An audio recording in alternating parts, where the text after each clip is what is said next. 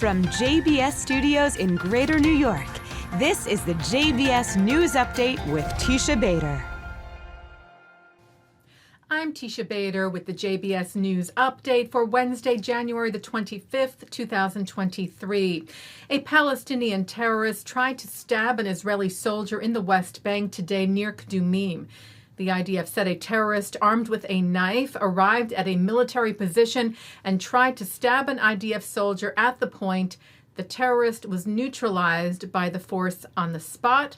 There are no casualties to our forces. The Times of Israel cited local authorities saying the terrorist was a 20-year-old from the Jenin refugee camp. Israel's President Isaac Herzog arrived in Brussels today and met with Philippe, King of the Belgians, in the Royal Palace.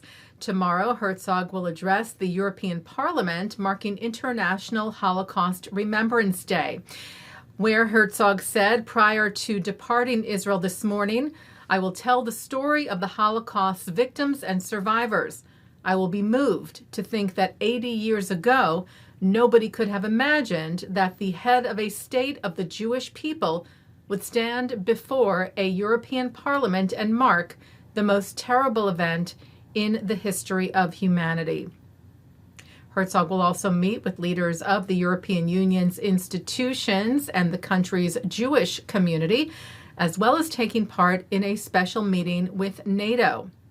At all these places, Herzog said, "I shall, of course, raise the enormous challenge facing us and the whole Middle East in the form of Iran." He also said he would raise the issue of the hostages and MIAs, our sons, whom we call for Hamas to release immediately and return to Israel, referring there to the two civilians being held by the terror group in Gaza, Avira Mengistu and Hashem El-Sayed, and the remains of IDF soldiers, Lieutenant Hadar Golden and Staff Sergeant Oron Shaul, being held by Hamas. Herzog later today met with European Commission President Ursula von der Leyen, saying, "I thanked her for her long-standing personal commitment to fighting anti-Semitism."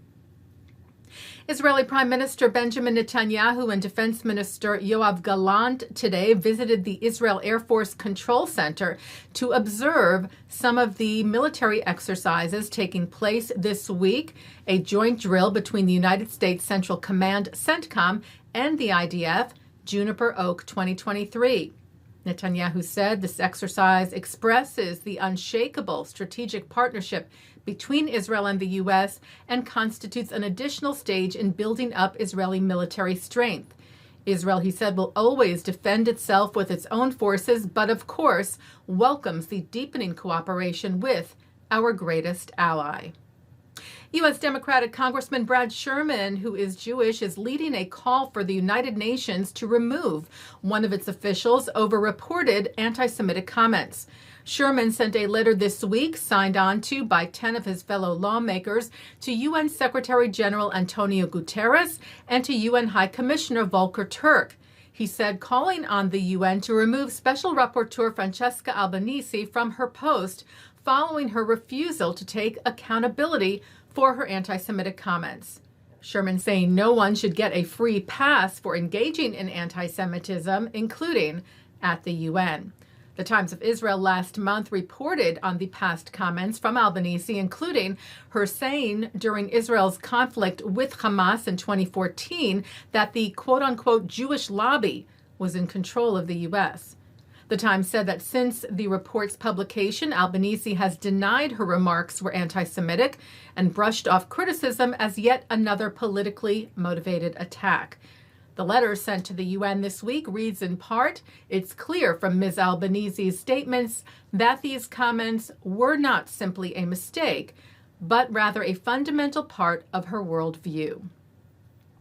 Well, a very special Birthright group arrived in Israel yesterday, a private plane carrying the first group of Ukrainian Jews to take part in the program since the start of the war.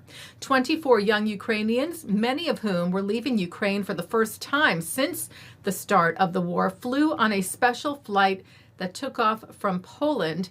and was arranged and accompanied by Birthright top donor Dr. Miriam Adelson. They will participate in the 10-day educational experience in Israel.